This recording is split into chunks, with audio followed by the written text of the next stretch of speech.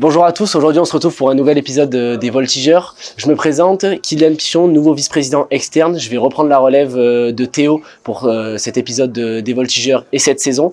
Aujourd'hui pour le premier épisode on se retrouve avec Marius Chola, cofondateur de Quill. Marius, je te laisse te présenter en une minute.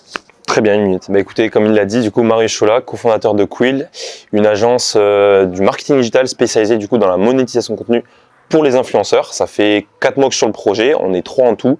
Je suis associé du coup avec 2 cofondateurs et voilà, un maximum de kiff dans ce projet. Ok, super. Du coup, explique-nous un petit peu plus en détail l'activité de Quill, qu'est-ce qu'elle représente et depuis quand elle est née.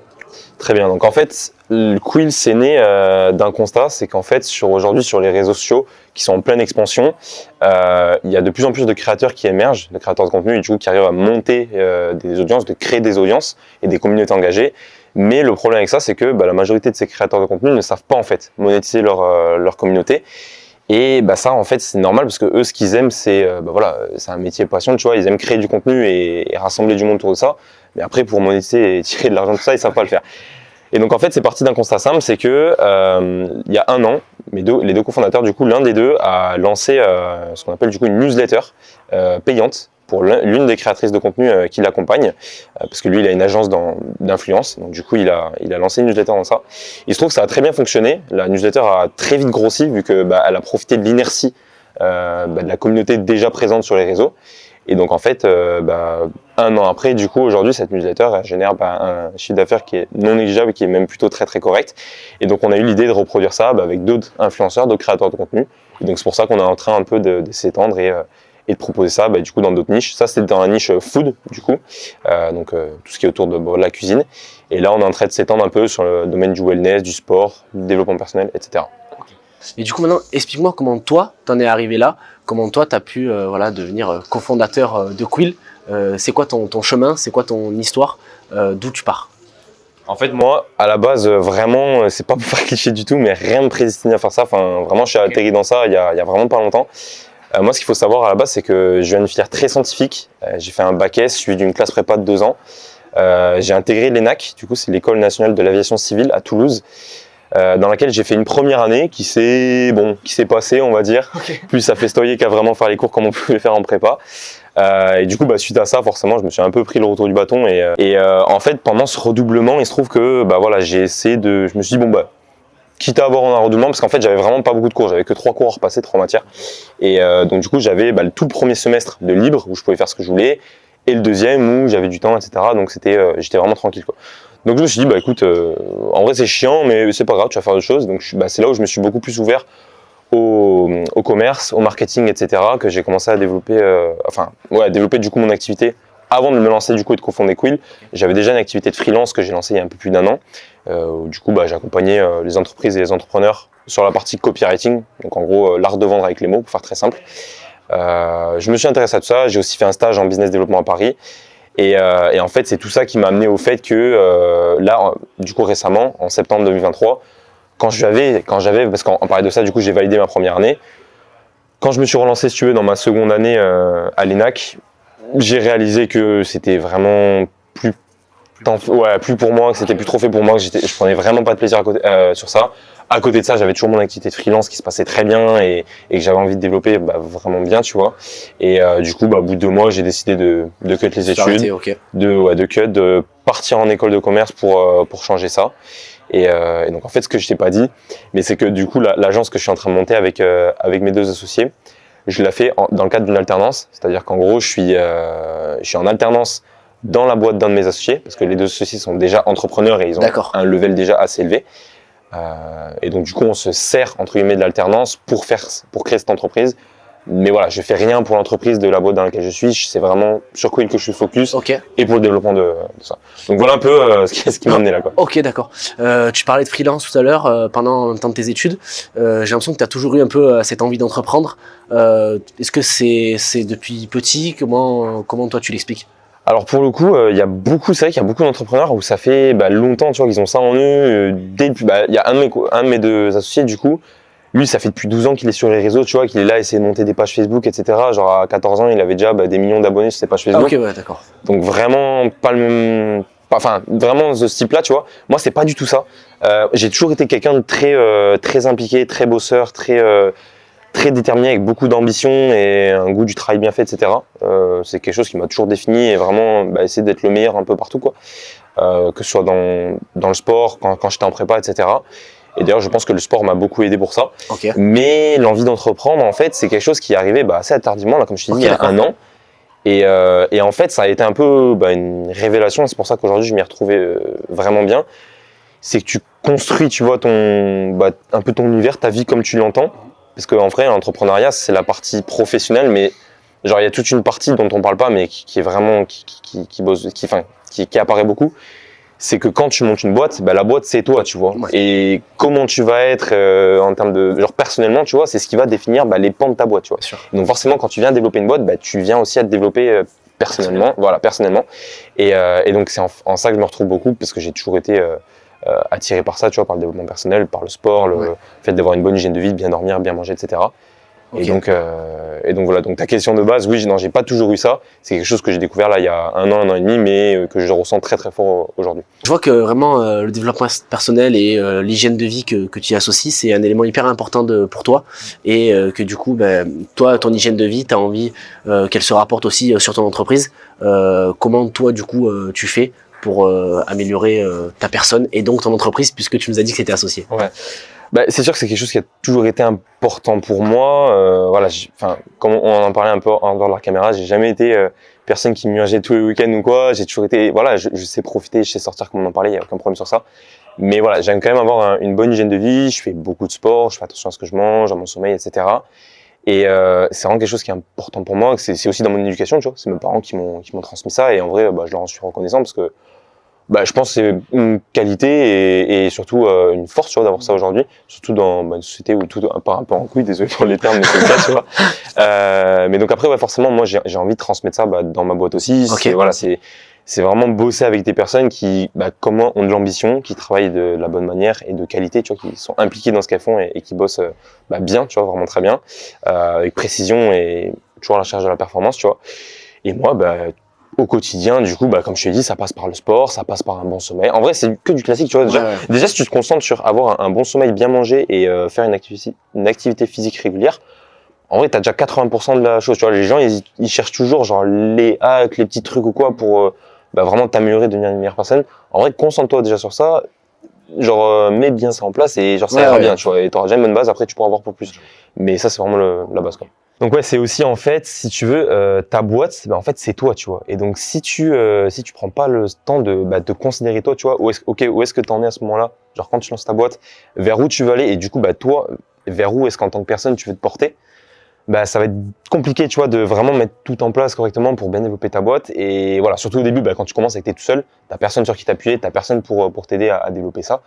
Donc forcément, faut prendre le temps de te focus sur ta boîte, mais aussi prendre du temps pour toi, tu vois, pour vraiment, en gros, ce qu'on appelle scaler sa personne, tu vois, aussi, okay. Et devenir une meilleure personne toi-même aussi.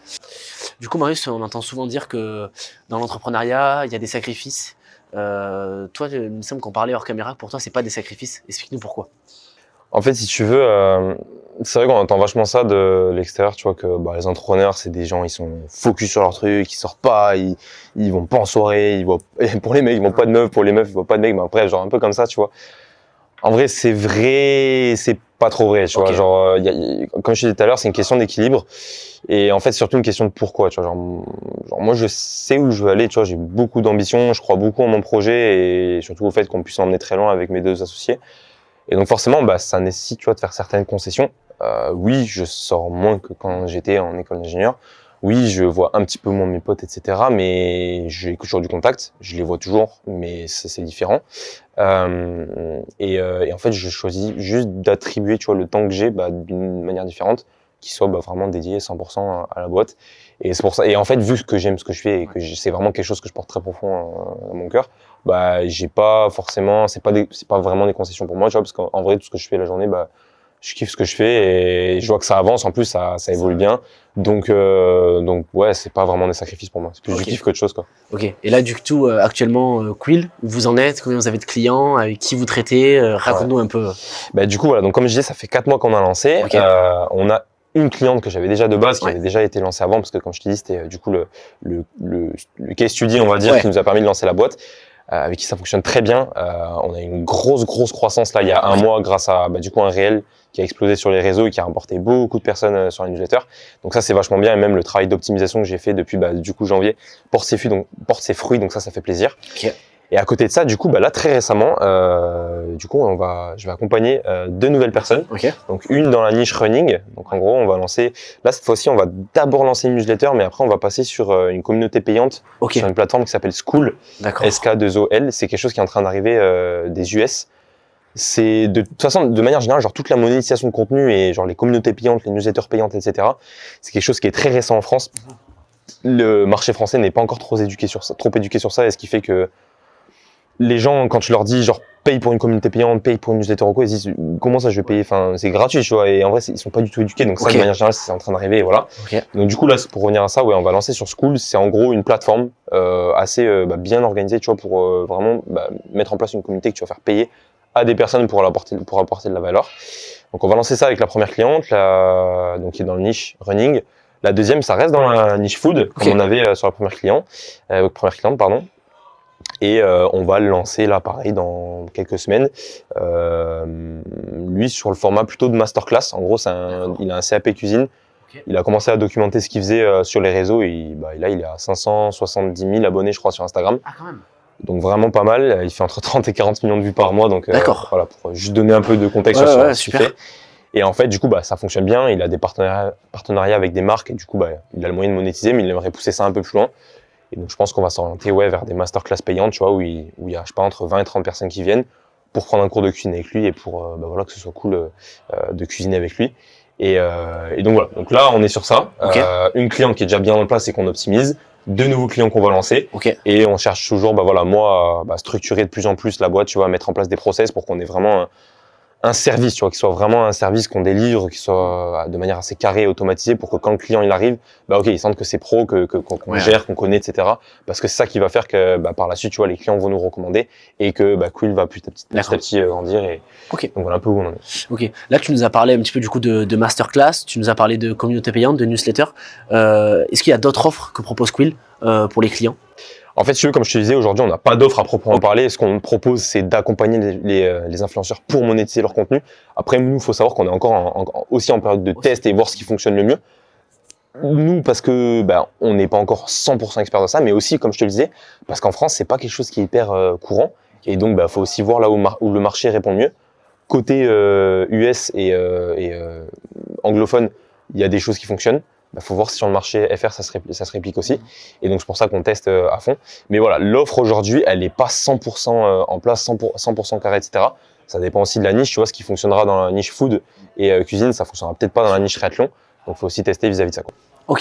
Et du coup, une question un peu plus personnelle, comment tu arrives à acquérir tes clients? Par la prospection, c'est des gens qui viennent à toi, c'est par rapport à ton réseau? Comment ces clients ils viennent vers Quill? Un peu des deux, figure-toi. En fait, si tu veux, vu qu'on est 2 associés, comme je te l'ai dit, mes 2 associés ont eux-mêmes une boîte dans le monde de l'influence. Il y en a un, ça fait 6 ans qu'il l'a. L'autre, il vient de la lancer, mais il a lancé avant ça 2 autres boîtes et qu'il a revendu, donc il a aussi de l'expérience dans ça. Donc en fait, si tu veux, en termes de marché français et sur le domaine de l'influence, donc tout ce qui est créateur économie et création de contenu, ils ont accès à tous les influenceurs du marché, si tu veux. C'est-à-dire s'ils veulent sortir je sais pas, potentiellement, après je vais citer des gros noms pour que ça parle aux personnes qui nous écoutent, mais s'ils veulent sortir je sais pas, un Thibaut InShape, un Squeezie, je sais pas, un Lena Situation, des gens comme ça, tu vois, on va jamais aller les taper parce qu'en vrai c'est pas du tout le focus, et que pour eux quelques milliers d'euros par mois ça vaudrait pas le coup, mais c'est pour te dire qu'ils ont vraiment accès à n'importe qui. Donc ça peut arriver que moi je leur demande, tu vois, je leur dise là je pense que ça pourrait être stylé de lancer ça parce que ils ont telle croissance, parce que cet influenceur a telle croissance, parce qu'il est sur telle niche et que du coup il y a une proposition à aller travailler et que ça pourrait être intéressant d'un point de vue monétisation sur la newsletter. Mais ça peut aussi arriver parfois que moi j'aille contacter, tu vois, des personnes. Tu vois, récemment j'ai envoyé un mail à une créatrice dans le domaine pareil du running, qui en vrai est en train de bien monter et qui a une bonne proposition de valeur. Il se trouve qu'elle a pas voulu se lancer dans ça parce qu'elle a un job et qu'elle cherche pas à monétiser pour l'instant. Donc en vrai c'est ok, tu vois. Mais donc voilà, moi je peux envoyer des mails ou mes associés peuvent aussi m'aider en me donnant le contact, et du coup forcément ça accélère vachement les choses et c'est cool, quoi. Maintenant j'aimerais aborder un autre sujet. On te connaît pour Quill, certes, mais on te connaît aussi pour autre chose. On te connaît pour LinkedIn. Raconte-nous un peu LinkedIn, comment t'en es venu à poster, raconte-nous un petit peu. Ouais. C'est vrai qu'à chaque fois que sans réseautage ou quoi, on massifie vachement ça. Okay. LinkedIn, ça fait un peu plus d'1 an du coup que je poste. Je me suis lancé en avril 2023. En fait, dès que je me suis lancé dans le freelance, j'ai eu l'idée direct de poster sur LinkedIn parce que ça faisait déjà quelques mois que j'étais actif sur la plateforme. Je postais pas, mais je racontais chez des personnes qui parlaient de commerce, de sales, de marketing. Et en fait, je m'étais dit, j'avais eu l'intuition, et en vrai, je regrette absolument pas, et je vais venir dessus, mais de me dire que ça pourrait être stylé de poster pour me créer un réseau, pour commencer à me créer mon autorité, ma crédibilité, me faire venir des opportunités. Et en vrai, je regrette absolument pas parce que là, Quill, en vrai, c'est parti de quoi? C'est parti d'un message que j'ai reçu sur LinkedIn, en gros, d'un mec c'est un gars qui sur Instagram avait vu la story d'Enzo, du coup, okay. un de mes deux associés. Sur LinkedIn, il m'a dit tiens, regarde, il y a ce mec qui a posté cette story, je pense que ça pourrait t'intéresser. Du coup, moi après j'y étais, et après tout a découlé, et c'est ce qui fait qu'aujourd'hui il y a Quill. Okay. C'est aussi ce qui m'a permis d'aller à Paris, être interviewé sur BFM Business. Ça, en vrai, quand ça fait même pas 1 an que t'entreprends, et encore quand je dis entreprends, je mets des guillemets, c'est insane, tu vois, genre jamais j'aurais pu penser ça. Ça m'a amené mes premiers clients. Aujourd'hui, ça me permet vraiment de monter dans ce qu'on appelle le top of mind. Donc en gros, t'es vraiment genre référencé numéro 1 dans la niche de la newsletter. J'estime pas l'être, mais en tout cas, c'est ce vers quoi je tends et je m'en rapproche un peu plus tous les jours. Okay. Donc ouais, LinkedIn, je m'y suis lancé il y a 1 an. Tu commences, forcément, tu dis ouais, je vais pas avoir le temps, je sais pas trop faire des posts, etc. Mais en fait, juste, tu commences à poster 1-2 posts par semaine. Au début, c'est pas ouf, tu fais pas des bonnes perfs, tes posts sont éclatés.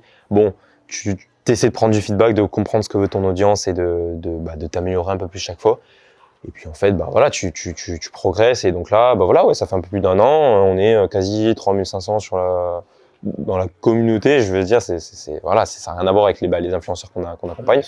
En vrai, pour moi, c'est cool, tu vois, j'ai des bons retours tous les jours, et surtout, j'ai vraiment une communauté qui est vraiment là, tu vois, pour me soutenir, et à chaque fois que je demande du soutien, en vrai, genre, ils sont vraiment là, et du coup, ça fait vraiment plaisir. Et c'est vrai que je me suis beaucoup fait, pas critiquer, mais on s'est beaucoup, un peu taclé là-dessus. Okay.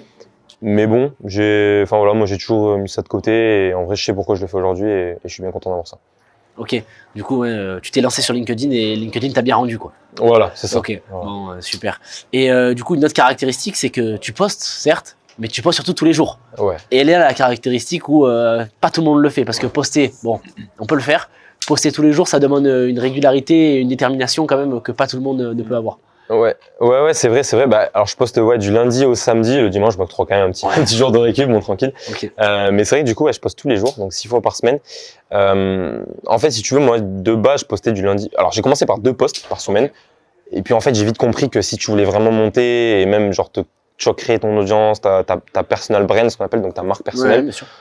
Fallait augmenter un peu la cadence, tu vois. Et genre y a pas de magie, et ça se fait quand même par la quantité plus que la qualité au début. Donc je suis passé assez rapidement à du lundi au vendredi. Et en fait, aujourd'hui, comment je réussis à faire ça et m'organiser? En vrai, il n'y a pas forcément de hack magique, encore une fois, ou quoi. C'est juste qu'à force, j'ai pris l'habitude d'écrire, tu vois, là où avant, il y a 1 an, je mettais 1 heure, 1h15 à écrire un post. Aujourd'hui, ça dépend les posts en vrai, mais en moyenne, je mets entre 15 et 20 minutes. Ok. Donc déjà, forcément, ça n'a rien à voir. Surtout que tes posts, ils sont quand même longs. Enfin, il y a de la matière, et moi, je sais que personnellement, quand je les lis, il y a de la matière, et franchement. Ouais, après, faut se dire aussi que tu vois, quand tu baignes dans le milieu, et enfin, les newsletters, moi, j'en bouffe tous les jours, et donc forcément, quand je dois écrire sur un sujet, j'ai tout qui me vient assez rapidement, okay. Et c'est assez fluide dans ma tête, tu vois. C'est sûr, si tu me demandes aujourd'hui de commencer un autre LinkedIn sur, je sais pas, la crypto, par exemple. Oui. La crypto, je connais un peu de trucs, mais je suis pas du tout expert au même point qu'en dans le newsletter. Donc, si je dois écrire un post sur ça, forcément, ça va me prendre 2 heures, tu vois. Donc, c'est aussi une question d'habitude. Et puis, savoir que LinkedIn, tous les samedis matins, ce que je te disais tout à l'heure, en termes de concession, tous les samedis matins, c'est dédié à la création de contenu pour LinkedIn. Okay. C'est-à-dire, je prends mon samedi matin où j'écris mes 6 posts et je les programme pour la semaine suivante. Et c'est toutes les semaines, tu vois. Et si je peux pas le samedi, ce sera le vendredi. Et si je peux pas le vendredi, ce sera le dimanche. Mais toutes les semaines, je dois le faire, je dois pas y couper, et c'est comme ça, tu vois. Mais ça, c'est pareil. Tu pourrais dire, ok, c'est chiant, et vas-y, j'arrête au bout de 2 semaines. Mais moi, quand je vois tout ce que ça m'a apporté, et aussi là où je veux aller, en vrai, je continue de le faire parce que je sais ce que ça m'apporte. Et je vais pas dire tous les samedis j'ai envie, non, il y a des samedis où ça me saule. Okay. J'ai pas envie de le faire, okay. mais je le fais quand même parce que je me suis engagé, Et surtout, encore une fois, voilà, je sais où je veux aller. Ok, ouais. T'as un objectif bien précis et tu sais comment y arriver. Voilà, donc c'est ça. Il y a plusieurs choses à mettre en place et ça en fait partie, donc on déroge pas à la règle. Ok. Moi, quand je lis tes posts LinkedIn, je vois qu'il y a plusieurs typologies de posts. Il y a des posts plus créatifs, il y a des posts plus conseils. Raconte-nous, toi, comment tu t'organises et pourquoi ce type de post. En fait, moi, sur LinkedIn, j'essaie vraiment de retranscrire ce que je fais en termes de pro, donc autour de la newsletter. Tu vois, c'est un sujet qui est peu abordé et donc j'ai vraiment envie de mettre ma patte et de vraiment, comme je disais tout à l'heure, de m'imposer sur ce sujet. Mais à côté de ça, j'ai aussi envie, ce dont je te parlais aussi, de développer ce qu'on appelle la marque personnelle. Donc en gros, ce à quoi t'associes les gens quand ils n'ont pas ton prénom. Genre par exemple, tu vois, je sais pas, Lewis Hamilton, tu vois, si on connaît pas son nom, on dira c'est le gars qui a gagné 7 champions du monde en Formule 1, qui a des dreads et qui a des portes sur lunettes. Tu vois, ça c'est ça la marque personnelle, tu vois. Et donc moi je travaille aussi vachement sur ça. C'est pour ça que je parle pas que de newsletter, je parle aussi d'entrepreneuriat, de mindset, de sport, de valeurs, aussi je fais pas mal de post coup de gueule où je dis aux gens de se bouger un peu plus le cul, tu vois, et s'ils veulent atteindre des choses, tu vois. Parce que c'est comme ça que je fonctionne, parce que je suis comme ça et parce que j'ai envie de retransmettre ça et j'ai envie qu'on associe aussi mon image à ça, tu vois. Donc ouais, LinkedIn c'est 6 posts, mais c'est pas que 6 posts sur la newsletter. C'est en général 3-4 posts sur la newsletter et il y en a 2 autres où c'est plus des posts pour parler sur de la vie de tous les jours, sur la vie de tous les jours, comment je m'organise, comment je suis, mes objectifs. J'ai aussi un concept que j'ai pas abordé, mais je fais aussi beaucoup de building public. Donc en gros, tu construis en public ce que tu fais et donc où tu documentes de manière 100% transparente, autant dans les hauts que dans les bas, l'évolution de ta boîte. Et donc je fais ça avec Will et en vrai j'adore cet exercice, c'est trop stylé. Même si j'avais un peu plus de temps et si c'était le focus, parce que là on est en train de lancer, donc forcément faut se focus sur le client, développer l'offre et faire entrer le chiffre d'affaires, c'est quand même le but de toute entreprise, en tout cas au départ. Mais plus tard, je sais que j'investirai plus dans des profils comme Théo Lyon, par exemple, tu vois, où ils font plus de personal brand sur Instagram, potentiellement sur YouTube, etc. Pour encore plus accentuer ça et prendre du poids sur les réseaux et m'imposer sur ça, quoi. On parlait de personal branding. Marius Cholat dans 10 ans, ça donne quoi? Grosse question. Grosse question. C'est vrai, mais n'empêche, je me la pose de plus en plus. Marius Cholat dans 10 ans, en vrai, j'ai pas une vision très précise. Ce que je sais, c'est que je me vois entrepreneur, ça, il n'y a pas de doute là-dessus. Au niveau de Quill, je sais pas trop où ça sera, tu vois, potentiellement, je sais pas si je serai encore dans Quill. Aujourd'hui, comme j'ai déjà dit, c'est un projet que je porte très fort et en vrai, je suis vachement impliqué dedans. Potentiellement, dans 10 ans, je serai peut-être un peu moins impliqué, tu vois, genre j'aurais pris beaucoup plus de hauteur et du coup, j'aurais délégué pas mal de choses. Et en tout cas, je serais plus dans l'opérationnel, ça, je pense, c'est sûr. Et si je suis encore dans l'opérationnel dans 10 ans, j'ai envie de te dire, c'est qu'il y a eu un problème et que j'ai mal fait mon rôle d'entrepreneur. Donc ouais, je serai pas dans l'opérationnel. Moi, en ce moment, et ce sur quoi je suis en train de vachement bosser en ce moment et que je suis en train de ressentir vraiment profond, c'est que j'ai cette envie d'aider, tu vois, des personnes qui, comme moi, ont toujours été un peu en marche, tu vois, ont toujours été un peu différentes, qui ont pas eu des problèmes immenses à s'intégrer, mais un peu quand même, tu vois, qui se sont jamais sentis 100% un peu socialement un petit peu compliqué. C'est ça, tu vois, socialement un peu à côté, etc. Même tout ce qui est, des personnes qui ont un petit truc en plus, tu vois, les HPI, les HPE, donc tout ça, c'est quelque chose qui me touche beaucoup parce que je le suis moi-même et parce que j'ai été amené à côtoyer aussi d'autres personnes. Et j'aimerais, aider, tu vois, beaucoup plus de personnes comme ça. Comme je te le disais, vis-à-vis, je sais pas, de la création de contenu, peut-être lancer un podcast, même pourquoi pas peut-être proposer un accompagnement à long terme, tu vois, ou je sais pas, j'en sais rien en vrai, c'est pas hyper clair dans ma tête aujourd'hui, c'est quelque chose que j'ai en tête depuis très très peu. Mais donc voilà, donc entrepreneur, ça c'est sûr, stable financièrement et avoir atteint une certaine liberté, tu vois, où je puisse me dire là si j'ai envie de me faire un kiff, partir en week-end avec ma famille, ma femme, mes enfants, peu importe, en vrai aucun souci sur ça. Beaucoup de taf, je pense que ça me définit en général, j'aime bosser et en vrai je pourrais jamais me séparer de ça, donc je te dis pas que je ferai les semaines que je fais aujourd'hui, je les ferai les mêmes dans 10 ans et encore une fois, je pense que j'aurais mal fait mon taf si c'était ça, mais quand même beaucoup de taf parce que c'est ce qui me définit et c'est ce que j'aime. Mais donc c'est assez flou, tu vois, mais je te donne des éléments, tu vois, voilà, entrepreneur, pas mal de taf, une vie posée, des enfants, je sais pas, tu vois, j'ai 22 ans, ça ferait 32, je sais pas, avant 30 ans je pense que ça va être un peu compliqué et j'ai pas trop envie pour l'instant. Mais voilà un peu pour ça, quoi. Ok, du coup là on a parlé un petit peu de toi, maintenant un petit peu de Quill, les objectifs à court, moyen terme, où tu veux être dans le futur. Et par exemple, j'aimerais que tu me donnes un influenceur avec qui tu aimerais bosser, par exemple, de qui tu aimerais faire la newsletter. Un influenceur comme ça, écoute, ça va pas être un influenceur genre énorme, tu vois. Il y a quelqu'un que je suis, je sais pas si les gens verront de qui je parle. Peut-être toi, tu vois pas forcément de qui je parle, mais c'est quelqu'un que je suis depuis 4 ans, tu vois. Et qui part, c'est quelqu'un qui est vachement dans le sport, qui s'appelle Olivier Jacquin. On connaît sous le nom de Bazinga sur les réseaux.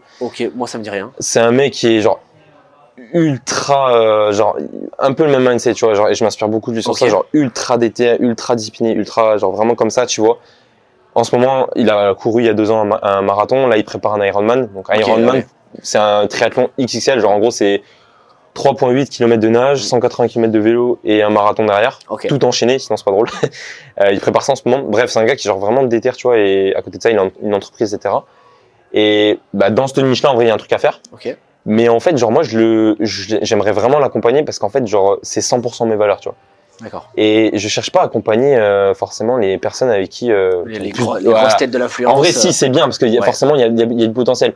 Mais c'est pas genre moi je préfère à 100 fois travailler avec une personne qui sera calmée comme moi, tu vois, qui répondra vite, qui sera impliquée dans le projet, qui aura envie que ça avance, plutôt que bosser avec des personnes qui ont des millions d'abonnés, mais qui en vrai sont péteux, qui te respectent pas, qui ont pas forcément de considération pour ce que tu fais. Donc tu souhaiterais une collaboration qui fait sens avec qui tu es, avec tes valeurs, quelque chose de proche, et qui fonctionne bien évidemment. C'est ça, vraiment. Vraiment. Super. Et du coup, les objectifs de Quill, à court terme, moyen terme, est-ce que tu les as? Écoute, déjà, moi, l'objectif, comme je disais tout à l'heure, c'est que je suis encore en alternance. Mais moi, le but, c'est de m'extraire de cette alternance et de quitter l'école. En fait, si tu veux, moi, aujourd'hui, ce qu'il faut savoir, c'est que voilà, on va dire, je profite un peu du système, tu vois, et je me sers de cette alternance pour pouvoir lancer cette boîte, mais je vais le dire de manière très crue, mais j'en ai rien à faire du diplôme, tu vois, genre, moi, je veux être entrepreneur et rien d'autre. Je sais qu'aujourd'hui, là, en un an, j'ai acquis certaines compétences et que même si demain, tu vois, tout s'effondrait, genre, pour une quelconque raison, et je me le souhaite pas, mais au pire, je trouve un taf, tu vois, un McDo, Leclerc ou quoi, le temps de reconstruire un truc, mais en vrai, genre, il y a toujours une solution, tu vois. Donc, l'objectif déjà pour Quill, c'est que moi, je puisse me payer 100% avec Quill et que ce soit viable sur ça. Et après, les premiers recrutements, tu vois, commencer à recruter potentiellement un copywriter, un stratège en marketing pour nous aider sur la conversion, etc. Et après, aller taper le million. Hein. En vrai, je vais pas te cacher, je suis avec des entrepreneurs dont l'un l'a déjà fait, qui a pour ambition d'amener Quill au même niveau que sa boîte. Donc voilà, et surtout qu'il y a un énorme potentiel, tu vois, sur ce marché-là. Donc en vrai, aller taper le million, même peut-être plus après. Et j'ai pas peur de le dire, tu vois, et moi, c'est vraiment un objectif long terme que j'ai, et en vrai, je pense sincèrement que j'ai capacité pour, en tout cas, je vais tout faire pour, tu vois. Ok. En tout cas, c'est vrai que aller taper le million, c'est un bel objectif. Ouais, complètement. Après, c'est très cliché, tu vois, et en vrai, genre, il faut pas, genre, à tout prix vouloir taper ça, tu vois, genre, il y a des gens, ils s'arrêtent à quelques centaines de milliers d'euros, et c'est très bien, tu vois, parce qu'ils vivent pas pour ça, bien sûr. Et voilà, mais en vrai, symboliquement, tu vois, c'est quelque chose, et même, tu vois, en termes d'impact, ça veut dire potentiellement, t'as un impact beaucoup plus gros sur plus de personnes, tu vois. Et ça, c'est quand même stylé. Et moi, c'est ce que je cherche à avoir, tu vois. Genre, impacter des gens. Et comme je te disais tout à l'heure, ça rejoint ce que je te disais tout à l'heure. Moi, si tu veux, j'ai eu beaucoup de mal, notamment quand je me suis lancé, où tu te sens seul, où tu comprends pas trop pourquoi tu penses comme ça. Alors, la majorité des personnes ne sont pas comme toi. T'as du mal à te retrouver dans un schéma qui est la norme. J'aime pas ce terme, parce qu'en soi, genre, on est tous différents et il devrait pas y avoir de norme. C'est chacun vit pour soi et comme il est, et c'est ok comme ça, tu vois. Donc, avoir de l'impact et aider toutes ces personnes qui, comme moi, ont pu avoir ou ont du mal à s'identifier, c'est quelque chose qui a beaucoup d'importance pour moi aujourd'hui. C'est vrai que pour moi, tu es vraiment un bel exemple qui montre que tout le monde peut entreprendre. Tu es parti d'un profil plutôt scientifique. Au final, tu as redoublé, puis tu es arrivé dans le commerce. Maintenant, tu es en alternance et tu es cofondateur d'une boîte qui marche. En vrai, tout le monde peut y arriver. Et si toi, justement, tu avais un seul conseil à donner à quelqu'un qui souhaite entreprendre mais qui n'a pas forcément d'idée, qui ne sait pas trop comment s'y prendre, qu'est-ce que tu lui dirais? Le mouvement. En vrai, c'est vraiment le mouvement, c'est se bouger le cul. Genre, vraiment, c'est mon truc. J'essaie de mettre un point là-dessus, c'est que genre bouge-toi le cul, va rencontrer du monde, ose, tu vois. Genre typiquement, tu vois le message que j'ai envoyé à la personne qui est aujourd'hui mon associé il y a quelques mois. Si je l'avais pas envoyé un message, parce que quand je suis arrivé sur son compte Instagram, j'ai vu qu'il avait 130 000 abonnés, tu vois. Je me dis genre le gars. Quand même potentiellement, tu vois, des trucs. Mais j'ai osé, tu vois, je l'ai envoyé ce putain de vocal et après on a eu le call et du coup c'est ça qui a dû la suite. Mais j'aurais jamais fait ça, on n'aurait jamais été où on en est aujourd'hui, tu vois. Je me serais jamais lancé sur une ligne, j'aurais pas été chez BFM. Donc en vrai juste mets-toi en mouvement, ose, tu vois. Genre et du culot, tu vois, genre vraiment c'est une qualité d'avoir du culot et ça peut t'ouvrir des portes que t'aurais jamais imaginées. Donc reste en mouvement, mets-toi en avant et surtout crois-y, tu vois. Genre vraiment crois-y, crois que t'en es capable parce qu'en vrai genre tout le monde en est capable, il faut juste avoir ce qu'on disait tout à l'heure, tu vois, genre si tu mets les actions, que tu es suffisamment patient et que tu continues de t'améliorer au fur et à mesure du temps, mathématiquement, il n'y a aucune raison que ça ne fonctionne pas. Donc, ouais, le mouvement, genre vraiment le mouvement, avancer constamment et ça sera déjà un bon début. Ok. Et le réseau, qu'est-ce que tu en penses quand on est un entrepreneur? Comment on doit s'y prendre? Est-ce que c'est vraiment tant important que ça finalement le réseau? Ouais, c'est important et plus que le réseau, je dirais l'entourage en fait. Ok. L'entourage, j'ai vachement appris sur ça en 2023. D'accord. J'étais dans un cadre que ce soit professionnellement, même personnellement.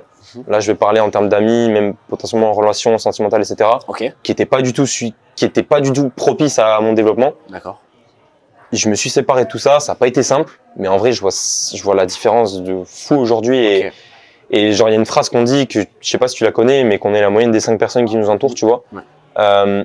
C'est 100% vrai pour toute personne, encore plus dans l'entrepreneuriat. Okay. C'est-à-dire que si tu as envie, on parlait tout à l'heure du million, en vrai, si tu as envie de devenir millionnaire, faut t'entourer de millionnaires et voir ce qu'ils font et t'inspirer et comprendre comment ils fonctionnent. Si tu t'entoures de personnes qui sont pas là et tout, tu vas pas l'atteindre. Et genre, c'est juste comme ça, tu vois. Donc le réseau, c'est important, encore plus l'entourage, genre les personnes que tu côtoies chaque jour, c'est super important, tu vois. Aujourd'hui, moi, je parle tous les jours à mes associés. C'est des personnes qui ont atteint un certain level, qui ont une vision qui est absolument pas celle parce que voilà, ils ont mon âge, je l'ai pas dit, mais ils ont 23 et 25 ans, donc ça reste quand même jeune, tu vois. Ils ont absolument pas la même mentalité que les personnes de notre âge en général. Et c'est ça qui fait que ça me booste et que je me déterre tous les jours et que je m'améliore, tu vois. Okay. Donc le réseau, mais l'entourage aussi, c'est ça important. Ok, donc là, ouais, tu as parlé vraiment de quelque chose de l'entourage personnel. Et maintenant, si on parle plus de l'entourage professionnel, quand on veut entreprendre, qu'on est un entrepreneur, comment on fait pour intégrer des réseaux professionnels? On sait qu'il existe le MEDEF, des choses comme ça. Comment on arrive à intégrer? Toi, est-ce que tu as une idée? Est-ce que tu peux donner des conseils? C'est un mélange de... Déjà, prendre en considération que c'est 1000 fois plus simple d'entreprendre aujourd'hui que ce que ça l'était, par exemple, il y a 10 ou 15 ans. Ok. Parce que YouTube, parce que les réseaux sociaux, bien sûr. Parce que beaucoup plus simple de rentrer en contact avec des gens, avec le mail, avec un LinkedIn ou quoi. Donc, ça rejoint ce qu'on disait tout à l'heure, le culot. J'en ai pas peur d'aller contacter les gens et de demander une petite aide ou de te dire, voilà, je me suis lancé. En vrai, je sais que t'as pas beaucoup de temps, je sais que je suis personne pour toi, etc. Mais juste, tu vois, j'ai une petite question, si tu pouvais répondre, ça m'aiderait. Tu vois, commencer. Et moi, c'est comme ça que j'ai commencé en vrai, tu vois. Et pour donner un exemple, l'année dernière, j'avais recommandé, du coup, je t'ai dit que j'avais fait un stage à Paris en business développement. Ouais. Dans cette boîte, il y a une personne qui a été accompagnée par une personne sur LinkedIn. D'accord. En gros, c'est moi qui avais, donc dans ma boîte, c'est moi qui avais recommandé à la boîte dans laquelle j'avais été une personne sur LinkedIn. Ok. D'accord, c'est une personne sur LinkedIn, elle est top of mind sur le sujet de la vente. C'est un coach B2B qui va voir les entreprises et les coacher sur la partie sales. Ok. Faut savoir que cette personne, du coup, que j'admirais à l'époque parce que je me disais en vrai c'est trop stylé ce qu'il fait, etc. et que j'avais recommandé, j'ai bossé avec lui là et je lui ai fait sa newsletter au sein de Quill, tu vois. Ok.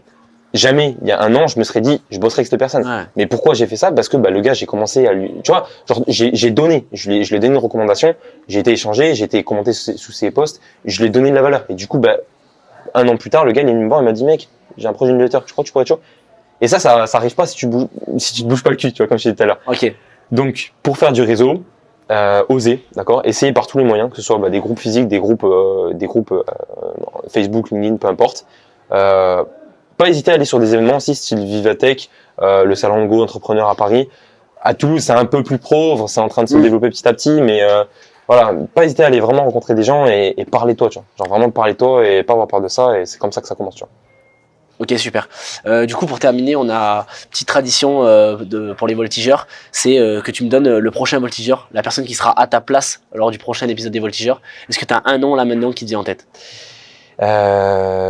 Écoute, ouais, je pense à quelqu'un. Ok. Ça va peut-être être un peu compliqué de l'avoir parce que il est digital nomade. Donc en gros, il bouge à travers. Un peu. Ouais, il bouge à travers le monde mais il fait comme moi, il est entrepreneur aussi, mais il bouge à travers le monde. Il s'appelle Samuel Boifia. Je pourrais t'envoyer son LinkedIn si tu veux. Ok, super. Lui, il a aussi une agence de création de vidéos. Et voilà, c'est quelqu'un que j'aime beaucoup parce qu'il est hyper simple. J'aime beaucoup ses valeurs. Tu vois, c'est quelqu'un qui est aussi, un peu comme je disais tout à l'heure, qui est bien éduqué, qui a la valeur du travail et de curiosité, etc. Donc je pense que ça pourrait être intéressant de l'avoir au sein des voltigeurs. Ok, super. Bon Marius, je te remercie pour cet épisode des voltigeurs. J'espère que ça t'a plu. Ouais, carrément, c'est moi qui te remercie. Ok. Merci beaucoup. Super.